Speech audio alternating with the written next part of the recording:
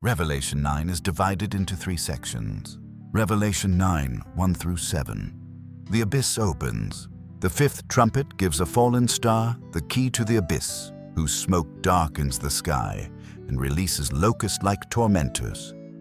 They may not harm vegetation or God's sealed people, but torment the unsealed for 5 months without killing them, making sufferers seek death in vain as John begins describing their warlike appearance. Verse 4 captures an important idea in this passage. They were told not to harm the grass of the earth or any plant or tree, but only those people who did not have the seal of God on their foreheads. Verses 8 through 14. The first woe in the 6th trumpet. The terrifying locusts possess human and animal features, armored wings, stinging tails, and a destructive king named Abaddon or Apollyon. After this first woe, the 6th trumpet sounds and a voice from God's altar commands release of 4 angels bound at the Euphrates. A memorable verse from this section is verse 11.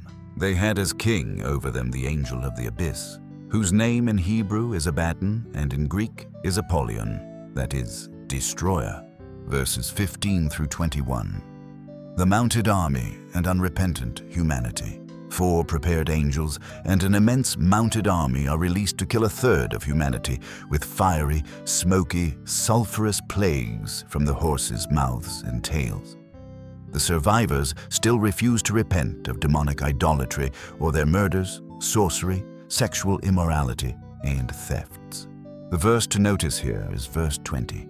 The rest of mankind who were not killed by these plagues still did not repent of the work of their hands. They did not stop worshipping demons and idols of gold, silver, bronze, stone, and wood, idols that cannot see or hear or walk. We are about to read through Revelation chapter 9 from the beginning. The 5th angel sounded his trumpet, and I saw a star that had fallen from the sky to the earth.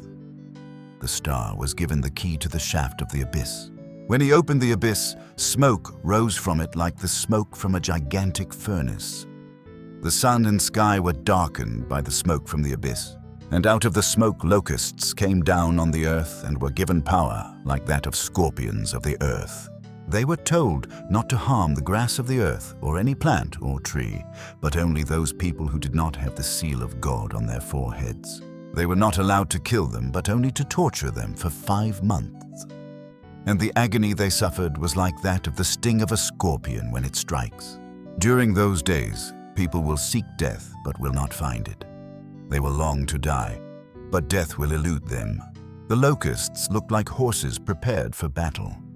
On their heads they wore something like crowns of gold, and their faces resembled human faces. Their hair was like women's hair, and their teeth were like lions' teeth.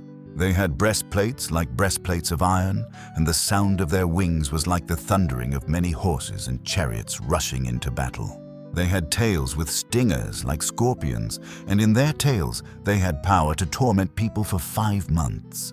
They had as king over them the angel of the abyss, whose name in Hebrew is Abaddon and in Greek is Apollyon, that is, destroyer. The first woe is past. 2 other woes are yet to come. The 6th angel sounded his trumpet, and I heard a voice coming from the 4 horns of the golden altar that is before God. It said to the 6th angel who had the trumpet, "Release the 4 angels who are bound at the great river Euphrates."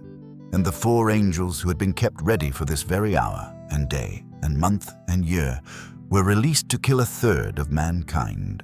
The number of the mounted troops was twice 10,000 times 10,000. I heard their number. The horses and riders I saw in my vision looked like this.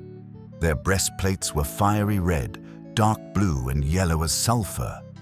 The heads of the horses resembled the heads of lions, and out of their mouths came fire, smoke, and sulfur.